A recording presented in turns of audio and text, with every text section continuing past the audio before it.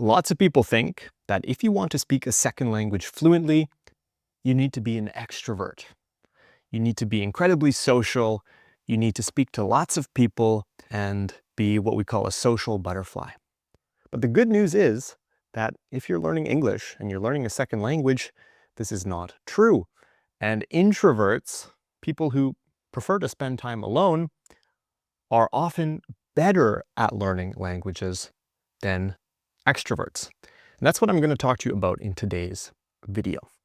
So if you are learning English and you're a bit more introverted, you prefer to spend more time alone, then watch to the end. Now, first of all, let's actually define the terms introverted and extroverted, because there's quite a bit of confusion around this topic, even from native English speakers.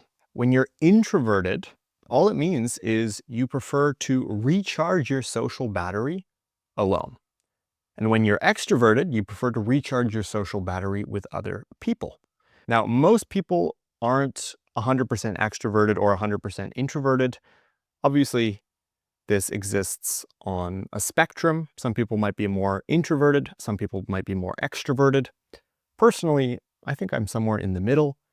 I do enjoy my alone time. I do enjoy being alone with my thoughts. But it's important to realize that being introverted does not mean you're shy. You can be introverted and confident. You can be introverted and very social. It only means that you prefer to recharge after a social event alone instead of with other people. And if you're more extroverted, you prefer to recharge your social battery with other people. So again, it doesn't mean you're shy. It doesn't mean you're nervous. It doesn't mean you're socially awkward or socially anxious. It just means that you prefer to recharge alone. And when you are introverted and you are learning a second language like English, you have several advantages that people who are extroverted don't always have. Now, the first advantage you have as an introvert is the fact that you think before you speak. And I don't mean in a conversation with somebody. I mean, you might analyze your conversations more after the fact. You might think about what went wrong. You might think about how you could do things differently, how you could use different grammar, how you could use different vocabulary. And naturally, you have more time alone, so you have more time to contemplate that, to think more about that after the social interaction. Whereas if you're more extroverted, you might not have that alone time as often to think about your conversations and to think about how you spoke English in a social setting or a specific social event. So if you are introverted, you have a bit more time to yourself to analyze, to think more about how you can improve your English for the next conversation.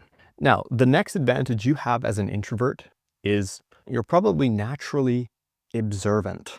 What does that mean? It means that when you're in a social setting, maybe that's a party, maybe that's a gathering, you observe more than somebody who is extroverted. You listen to the conversation more, you sit back, you analyze, you have a chance to reflect on what people are saying, how they're saying it, how that applies to your language skills, and how you can also benefit from that as well.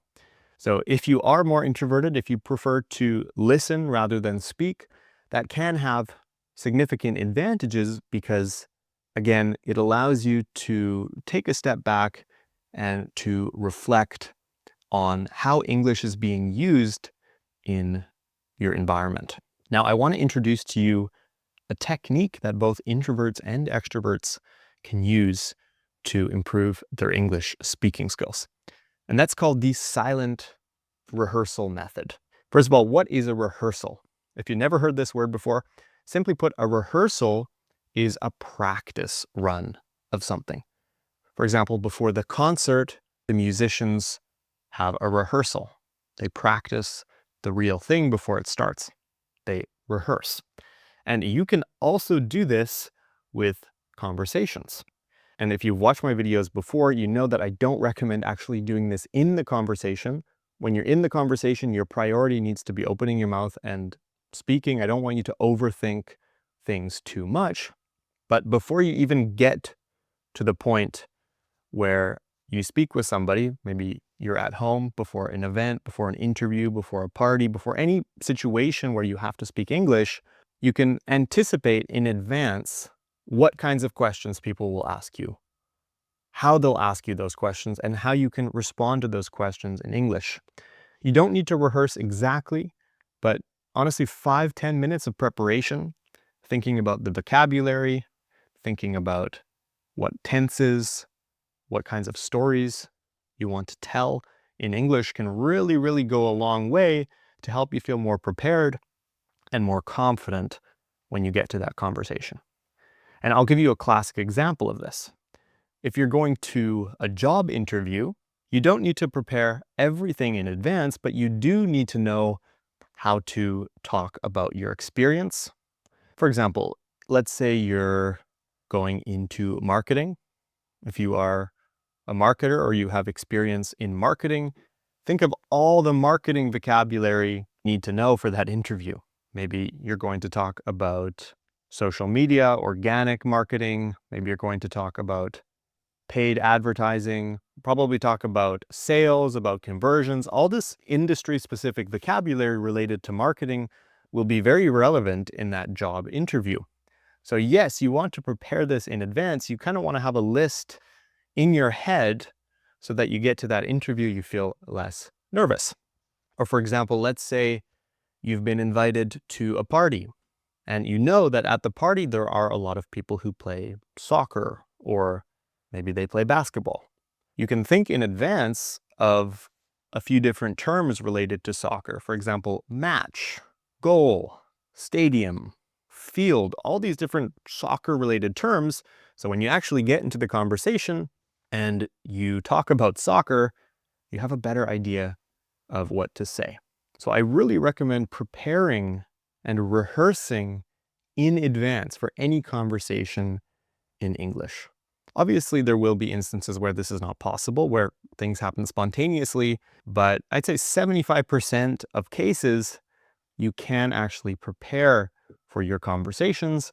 And when you're in the conversation, you can focus more on actually speaking instead of worrying about vocabulary, about tenses, about what to say. Now, both introverts and extroverts can use this strategy. It's very simple, and it's, again, going to go a long way to helping you feel more confident, more comfortable, and more relaxed in social situations when you have to speak English. Now, this is something we really focus on in our programs because lots of students do feel nervous and they do feel shy to speak English. And it's really, really important when you're learning to have an environment that makes you feel comfortable, that makes you feel safe, and that makes you feel like you're not being judged for making mistakes. If you would like to apply for our programs and you would like to improve your English with us, click the link below and submit an application. If we think we can help you, we'll be in touch.